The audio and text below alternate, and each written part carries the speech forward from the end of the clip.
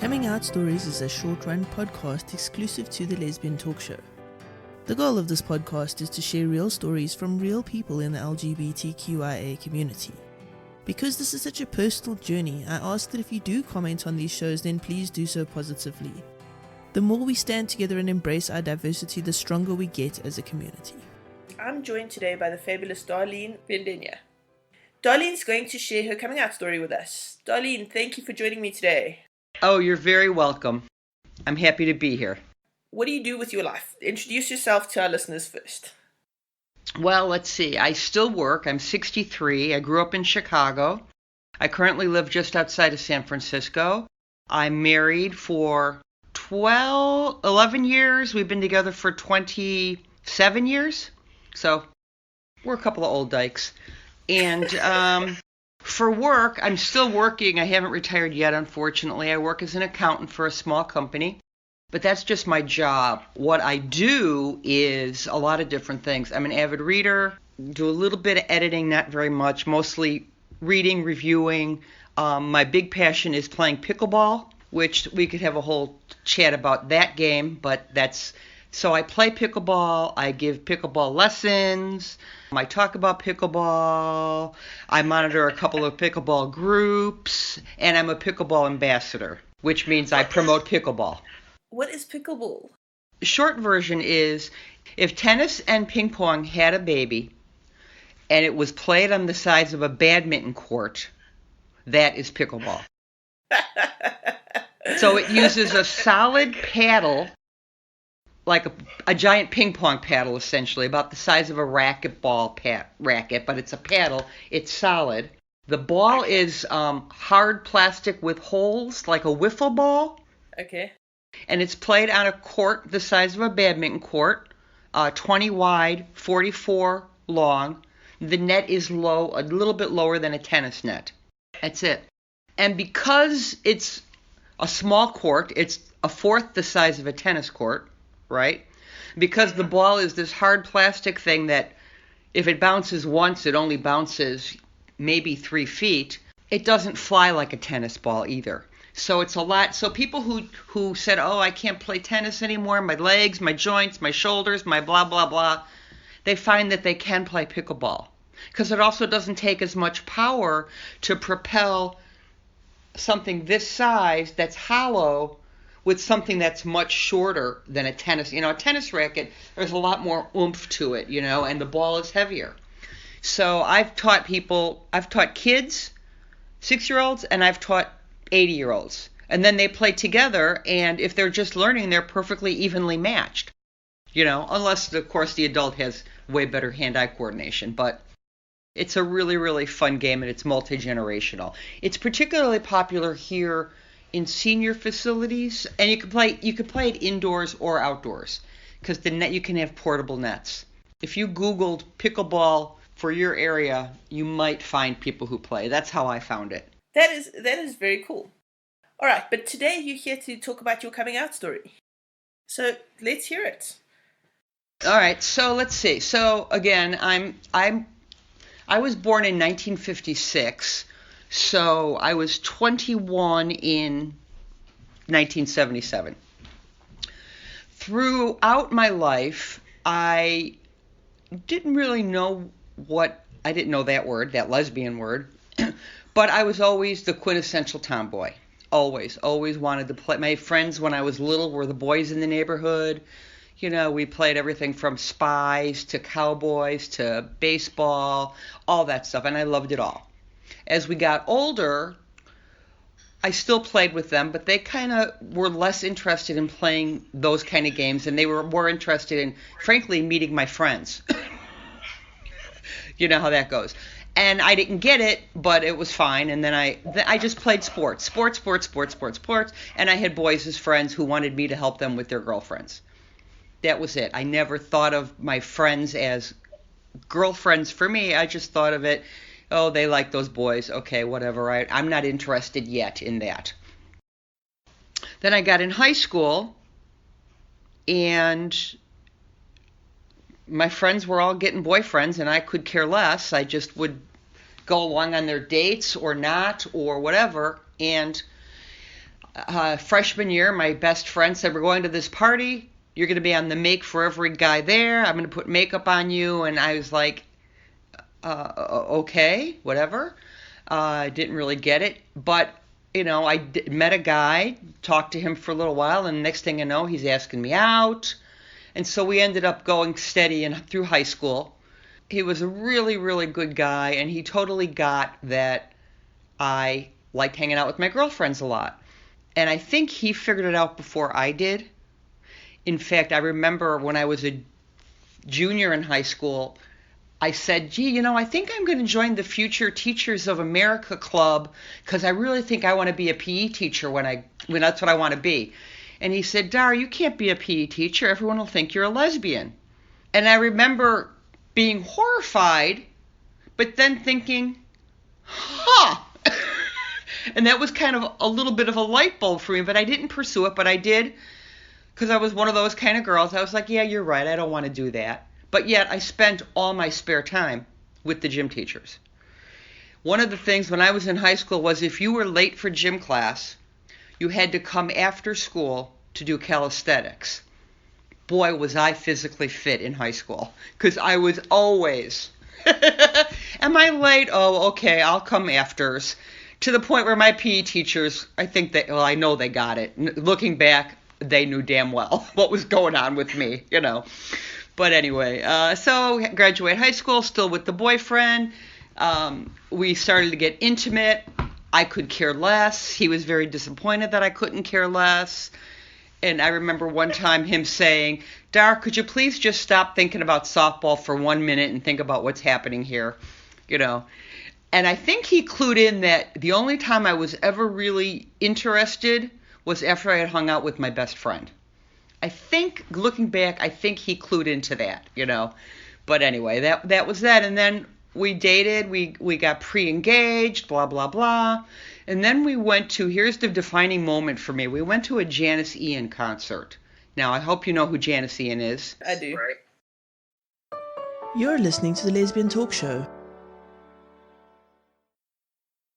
TheLesbianTalkShow.com, your hub of podcast information. So in 1975, she really came on the scene. That was her At 17 song, blah, blah, blah. So she really, really spoke to me. And I dragged him to a concert. And during that show, watching her and hearing her songs, even though she wasn't out, I was like, she is singing to me. This is me. And he just was not getting into the music. He could see, I think, that what was going on with me. And we broke up that night. I mean, I was just like, you know what? I think I found what's going on with me, and I don't think it's being married to you or dating you. So it was after a couple years, we broke up, blah, blah, blah. I then decided, well, this is me.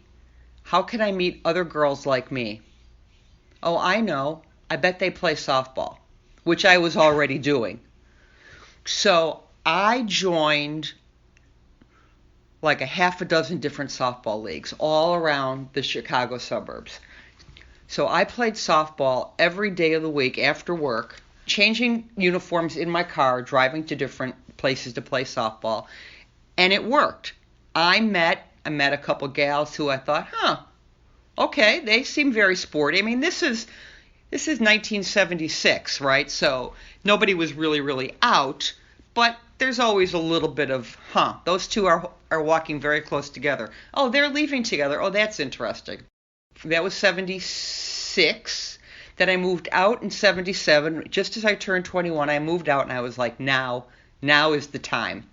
And then I met some girls who clearly were lesbian, who told me they were lesbian, and they said, oh, let's go to some bars.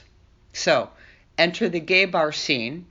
And the gay bar scene in Chicago in the late 70s, mid to late 70s, there were a lot of lesbian bars. There were a couple in particular that were the older lesbians. And remember, I'm 21, so these are the 40-year-olds, where the older lesbians went. And my best friend at the time was dating an older lesbian. So, of course, we went to the older lesbian bar. And I'm young stuff, man. I'm, picture, I don't know how old you are, but, if I was 45 and a cute 22-year-old walked in, I'd be like, well, hello. Anyway, So I walked into my first bar. I wasn't a big drinker, but I looked around. I was like, yeah, these are my people. These are my people. And I went back to that bar with my best friend at the time, who was straight, quintessential femme, very tall, long hair. She looked like what you would call a femme because she had long hair and I had hair like this. Well, I didn't know butch femme. I certainly didn't identify either way and still don't. But I never forget walking into this bar and there was this old butch sitting at the end of the bar and we walked in and she said, is that your girlfriend? And I'm like, well, she's a really good friend of mine. And she was like, uh-huh. So you're the butch, huh? And I'm like, the what now? And she's like, well, she's clearly a femme, so you must be butch. And I'm like, I what now? She was like, well, that's how it goes. And I was like, I don't know if I like that thinking, but I said, okay, I guess that was. So then I started wearing flannel shirts. So I have pictures of me with, oh my God, flannel shirts, slicked hair, dorky, dork. But that was the look for those bars. Then gradually, as I met more women, I started going to other bars, and there was a cornucopia.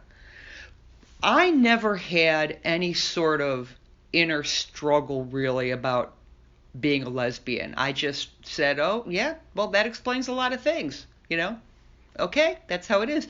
And I was really lucky in very quickly finding friends and finding other lesbians. And I mean, a couple of those friends, one of them is the one who introduced me to my wife. So, we're still friends.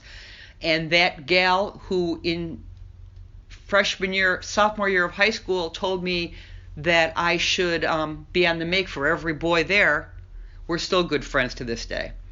And I remember being in my apartment, 23 years old or so, and I hadn't come out to her yet.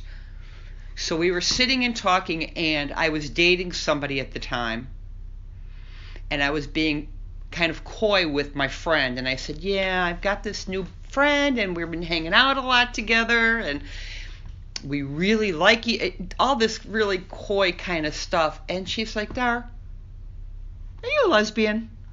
And I said, she's like, you are. I know you are. It's fine. I've always known. So it was one of those kind of things, so that was great. And we're still friends to this day. I mean, she's a beautiful artist. And anyway, when I came out to my parents, I had been with somebody for a couple years. We were living together. Her expenses were my expenses. And I was at this was when I was the oldest in my family of all the cousins. And so one by one, all my younger cousins were getting married. I wasn't. So I would always get well, when are you getting married, Darlene? When are you getting married? And I just was so sick of it. And so I was hanging out with my dad. We were standing around at a wedding reception. And somebody came up to me again and talking to me and my dad and says, Darlene, what about you? And I was like, I don't know. One of these days, maybe. We'll see. And then that relative walked away, and I said to my dad, I'm like, Dad, I am so sick of fielding these questions. And he's like, well, why? People want to know. And I said, well, Dad, because frankly, I don't think that I'm ever going to get married. And he says, well, why? What do you mean? And I was daddy's girl, big daddy's girl. I said, well, Dad, I just don't think, I live with Dee. And he said, yeah. And I said, and we're kind of a couple. And he said, He said, well, it's not like it didn't cross my mind. He said, it's a hard road. He said, but if all I want is for you to be happy. And I said, well, Dad, the thing is, you set a pretty high standard. And I've never met somebody like you, so I think it's girls for me. And then I said, but I got to tell you, I said, I really am so much like you. I said, I watch you. I said, and I flirt with women like you flirt with women. And he just cracked up at that. And so that was it. And I never really told my mom because I was not, I have a great mom, devoted and everything else, but I think I was so much like my dad. I mean, I was a tomboy. My mom was a model. My mom was a beauty queen. My mom, to this day, won't leave the house without her face on, the whole 9 yards. So I was not that girl. My sister, she got my sister. My sister fills all those nooks and crannies. I was daddy's girl. And so I never talked to my mom about intimate things. And so, but my dad obviously told my mom, but my mom is also one of those, doesn't want to talk about personal things, still doesn't. So, anyway, that was it. So I had no angst. And then my brother came out many years later, which surprised me too. I mean, and he came to my house and said for a long time now, and he's just like me. We look alike. He's much younger than me, but he's gay. So my parents have one of each. 2 boys, 2 girls. 1 straight, 1 gay. So, anyway. So, yeah, so I never had any angst. And there were so many bars in Chicago at that time. I mean, there was a sporty bar. There was a dressy bar. There was a dance bar. There was an old drunk bar. There was a bar we called Menopause Manor where all the 45 and olders went. And I went mostly to the older bars because most of my friends were older. But then I started meeting more younger women and started going to the younger bars. And then when I was about 25, a bar opened near my house, just kind of a last minute, last ditch. I lived near O'Hare Airport in Chicago. And the airport was buying out all the surrounding properties, which were hotels. And one of the hotels was owned by, let's say, the underworld.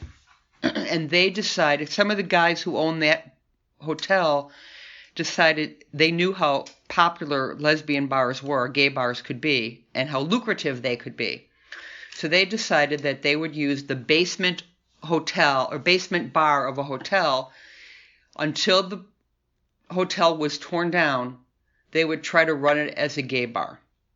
And I got wind of this, and I went there one night when they were just opening and asked if they needed any help. And they said, well, we're looking for bartenders. Do you have bartending experience? And I said, yeah, for sure.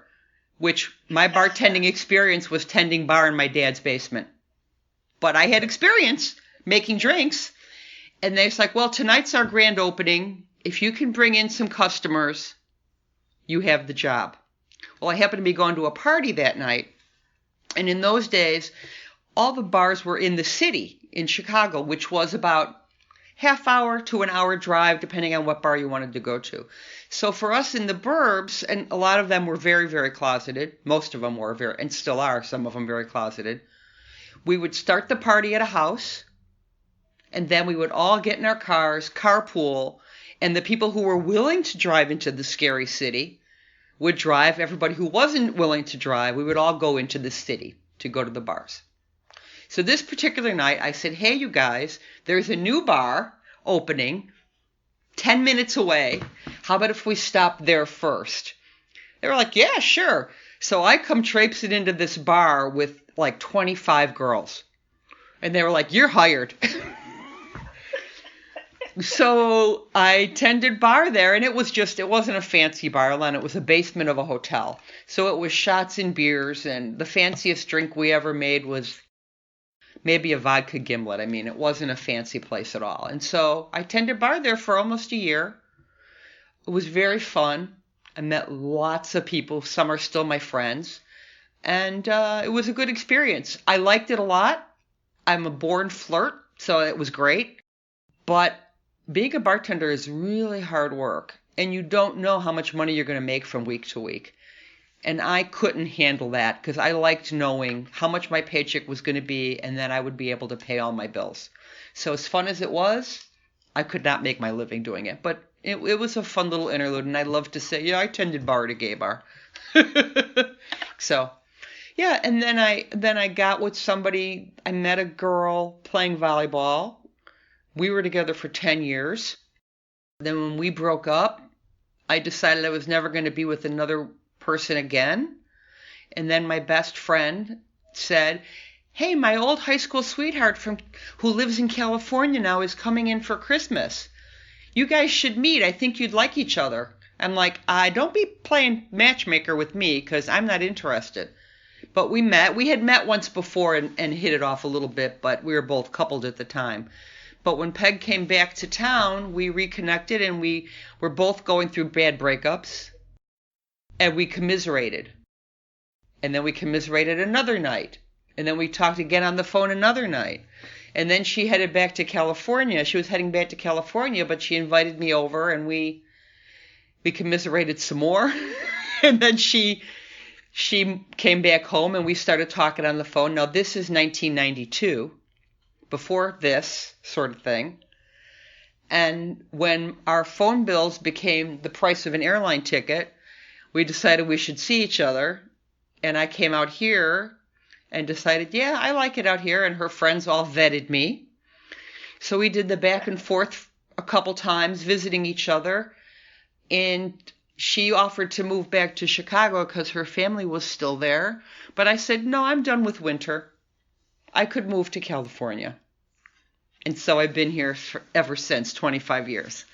So, and the friend that introduced us was somebody I met playing softball. So it worked. That is amazing. You are a mover and shaker, hey? I try. If I want to, if I want something badly enough, I try to go for it. You don't just join one softball team. You join all of them. Yeah, I don't just play pickleball. I teach it everywhere. Yeah, that's true. That's fabulous. So, to people who are struggling now with coming out, what do you say? I say you have to love yourself. You have to be your own best friend. There was a song years ago, I think it was a Helen Reddy song, and it was, I'm a best friend to myself. I take myself out whenever I'm feeling low. I forget what the song, but it was kind of my mantra, because it was like, you know what? I can depend on me, so I have to like me, And there's always going to be people who don't like you for any reason. It could have nothing to do with the fact that you're gay. It could be because you don't color your hair. It could be because you talk loudly. These are all reasons why people have not liked me. I'm just guessing, They don't let you don't let them get a word in edgewise. You're too boisterous. You're not boisterous enough. You don't like what they... So you have to like everything about you. And find your tribe. And anybody who's struggling, you'll find your tribe. You will. It does get better. I mean, when I was in high school, I thought, well, I'm the weird one. I don't, I'm a Girl Scout. I like to do Girl Scout things. I don't want to have a boyfriend. I'd rather play with the softball, But you find your tribe. So that's what I would say. Like yourself, love yourself, and love will find you. And don't go looking for it. I spent many years with crushes on this one or that one and trying so hard to make them like me. That never worked. But when I was just like, hey, let's be friends, let's hang out, when I just was me, that's how I got with my first girlfriend, and that's how Peggy and I got together. We weren't looking for romance. We were looking for friendship and companionship and just to have someone to listen to. So don't try too hard to find somebody, because if you are a friendly, loving person, friends and love will find you. I think that is absolutely 100% true. Yeah. But don't sit on your butt and do nothing. Go join every single one of the softball teams. Right. Anything. I mean, I know a lot of women, and I'm an extrovert, so it's easy for me to say go out and find people. But you do have to. But nowadays, with internet, I know plenty of people who met their loves through chat rooms, it used to be Curve had, I think, Pen Pal, Curve magazine, big magazine here, Denuve magazine, was Denuve, now it's Curve. They even had Pen Pal things, I think, and I know some women who met by that. So there's no excuse for not meeting people. There's too much. There's too many opportunities for the most introverted person, because even introverts, you girls sit at a keyboard and you post on Facebook or Instagram or whatever the other ones are. So you can find your tribe easily, I think. I've actually, through TLR, we've actually had at least one coupling up and who ended up getting married. Nice. Well done, you. I have, through pickleball, I've just learned recently that there have been 2 couples formed from pickleball. So one straight, one lesbian, but yeah, it's kind of fun. Yeah, you find your tribe. Love is wonderful, though. It is. Sure. How about you? Are you coupled? I am. I'm very happily married. We just celebrated our 10-year wedding anniversary in December last year. And she makes me very happy. That's great. Darlene, before we wrap up, tell us where people can find you online if they want to connect with you. Oh, well, I'm on Facebook and I'm on Twitter. My Twitter handle is JustDar, JUSTDAR 826. That's my Twitter handle, and that's my email address too, at gmail.com. Yeah, I'm an avid reader. I'm friends with a lot of authors, and I do reviews from time to time. If anybody wants a book recommendation, I'm always happy to give it. And my Twitter is mostly promoting comedians that I like, promoting authors that I like, and talking about pickleball. Although I have a separate Twitter handle for pickleball, and that's pickleballDar at gmail.com. And that's my Twitter handle, pickleballDar. People can hook up with you if they want to know more about this magical pickleball that you teach. That's right. Or if they want to know about comics or books, or that's about it. Those are my areas of expertise, I guess. Thank you so much for joining me today. My pleasure. We thank our guest for sharing a very personal part of their lives with us and hope that you connected with their journey. You can find our guests online. Check the show notes for links. The Lesbian Talk Show is all about sharing love and connecting with one another, and we hope that these stories help you do that. Because this is such a personal journey, I ask that if you do comment on these shows, then please do so positively. The more we stand together and embrace our diversity, the stronger we get as a community. Please know that you are under no obligation to come out. It is a very personal journey, and only you can know when you are ready and whether or not it is safe to come out.